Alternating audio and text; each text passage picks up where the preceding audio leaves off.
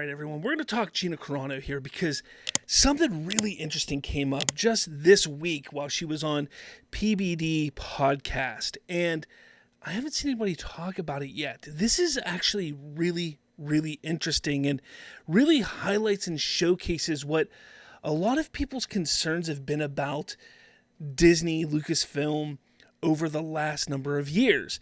And you know, we know what has happened with her. We know that she is in the middle of pushing a lawsuit and suing Disney and Lucasfilm for being treated unfairly and being fired from The Mandalorian and essentially her own show, which would have been Rangers of the New Republic.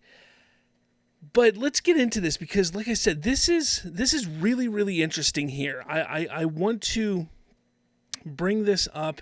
Again, we're going to listen to this here. I hope the volume is good. Let's take a listen. My launch window be. I'm the 4th of July window. Everybody else out of the way. That was the way those deals went, Pat. Well, and that's what's happening. One of the first emails that I remember being right here really irritating me was, oh, by the way, they're asking if you would unfollow these couple accounts, and they were YouTubers who had been very critical.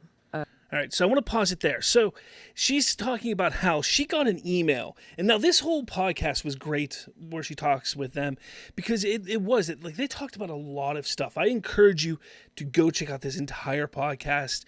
It was excellent. They talk about her plan is, what she's doing with suing Disney, how it got to that point, where she comes from, what she's doing now. It's a great podcast. If you are a fan of Gina Carano, go check it out.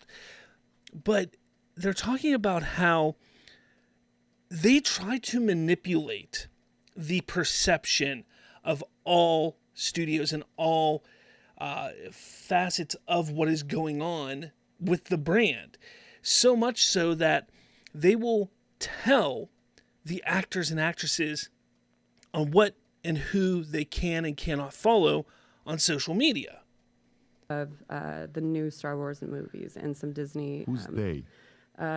PR people? The PR people, were saying that these people didn't have nice things to say about Kathleen Kennedy and that they would like me to unfollow these accounts because I was very engaged in interacting with these people. I was new to Star Wars, so I was excited about, I wanted to learn as much as possible. So who else to learn from? The fans that have been, following it all of these years. All right. So I want to make clear here that is the perfect way to do this. That's why Gina Carano, she's such a lovable person. She's such a great type of actor that you want to get into this type of franchise because she wants to engage with the fan. Whether it's a fan who is upset about how things have gone for a number of years, or whether it's a fan who just wants to enjoy what is being put to screen, she wants to engage with those fans. Now, I give her a lot of credit because she did not name names. She did not name the creators that they told her not to interact with. I give her credit for that. But we have seen her interacting with some great creators over the last few months and over the last couple of years, such as Star Wars Theory. And was it him? Who knows? Maybe, maybe not.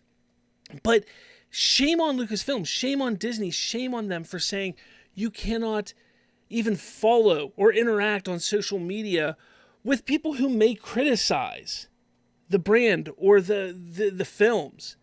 That is ridiculous. That, to me, shows that you have a disconnect from the fans. Let's continue. There's a couple more minutes. Is your PR or agent PR on the outside, or is this corporate PR on the inside? That was corporate.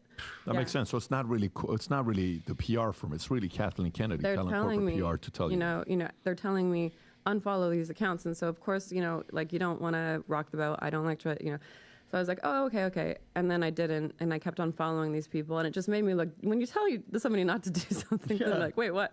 And so you keep on looking, and you just think, I should be able to follow who I want to follow on my own social media account. And these heads of companies, the biggest companies in the world, should understand that, it's almost like they went in and they just threw away to some of these fans. They just bombed their, dreams and their Star Wars. And so they're upset about it. And then to go and tell the actors and the producers and the directors and people, hey, these people are racist, these people are this, and smear these YouTubers who...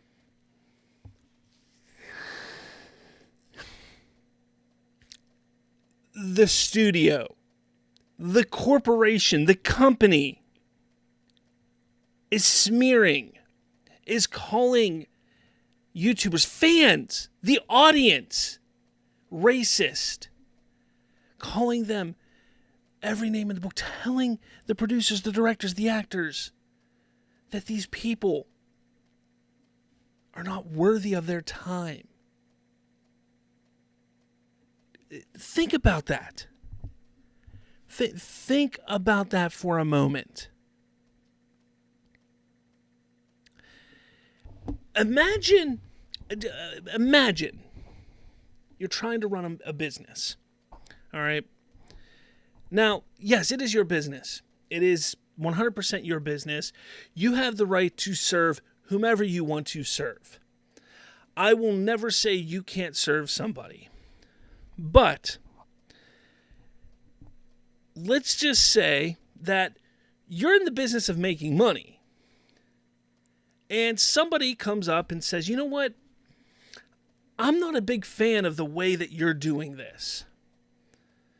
Now, you have one of two options at that point. You can take that criticism and you can take it and say, you know what? You're right. Maybe I will try and do better. Or you will say, you know what? Thanks for the feedback, but I'm going to do it my way. Those are really the two options that you have to properly run a business. Disney has found a third way. Disney has decided to take another direction with this. And that is to laugh in the face of the person who told them that. And call them racists and bigots and womanizers and every name in the book.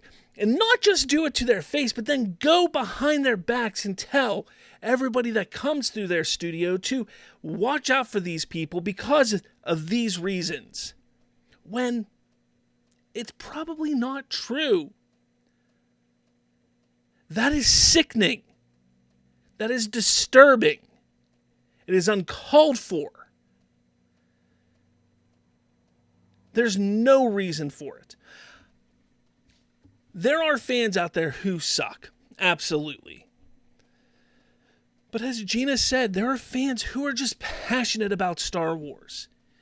There are fans who are passionate about something. And when you take it and you ruin it, like Disney and LucasFilm has since 2012, well, what do you expect to happen? What do you expect to happen? They're human beings. They're not going to be perfect, but they're genuine critics. Whereas Rotten Tomatoes is getting paid off by studios, and that's been proven. So we're actually excited I about love the how YouTubers, she points out the Rotten Tomatoes thing here too. I love that. And stuff, and I love watching them grow into more professional, well-spoken, seeing all sides of the. And she's not wrong either, because there's so many people on YouTube, so many fans who have started to speak out on podcasts, on YouTube, on TikTok, on Twitter, whatever it is, and have become so much better, well-spoken individuals who've learned how to be better critics than those who are professional critics, those who are more honest and upfront with the way that they talk about film. Because they're not being paid by the studios to talk a certain way. So I didn't unfollow these accounts.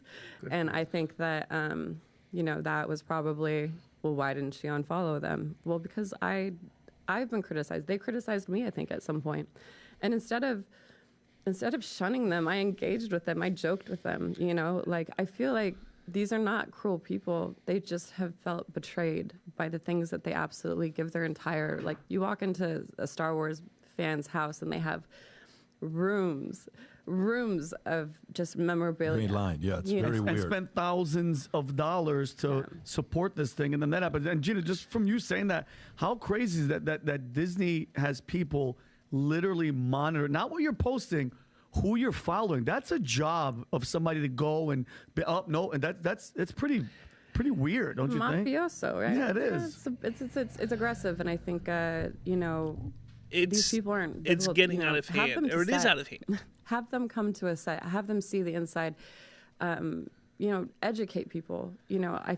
It's out of hand. She does go on to explain in this video, which, again, like I said, I urge all of you to go watch this podcast or listen to this podcast. But she goes on to explain how, with the way that pop culture has changed, she believes that there needs to be, for the new talent that joins with franchises like this, there needs to be some sort of training where you have to kind of sit down and go through training to understand what you're getting yourself into.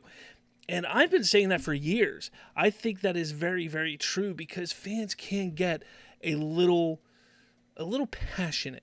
Passionate's the good way of putting it. Passionate's definitely a good way of putting it. But it's disturbing, it's sickening what Disney is doing, what Lucasfilm is doing to the fans. Look, again, there are some nasty folks out there. There are some toxic, nasty folks out there. But there comes a time when you don't get to control the audience. You don't get to control what they say, what they think. Just because they have some mean words to say, just because they have some unsavory thoughts on what you're creating, doesn't mean that they don't get to say them, doesn't mean that you don't get to hear them.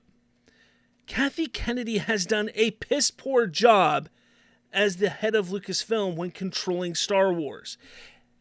Yes, 3 movies made $1 billion. But let's not forget that the first one was very much nostalgia bait. Very much nostalgia bait. The next one made $1 billion. Why? Because the first one made $1 billion. And the promise of seeing Luke Skywalker again. Let's not think that it was anything else, because that movie was not good. It was very divisive. And then the third one, well, the marketing was very damn good, because it was the final chapter in the Skywalker saga, which we now know is not true because they're making another film in the Skywalker saga. So we sit there and we see, yeah, you made $3 billion off of, or $4 billion off of 3 films, but was it because of the quality? No, it wasn't the quality. Everything that you've done, at least film-wise, hasn't been great. Then you take a look at Indiana Jones, you take a look at Willow. You got lucky with Mandalorian because Dave Filoni and Jon Favreau have really spearheaded that. Ahsoka was great. Andor you kind of got lucky with. I'm not big with it, but fans seem to really enjoy it. Rogue One, again, lucky, but it was a different take. It was what the fans needed at the time because it was so different.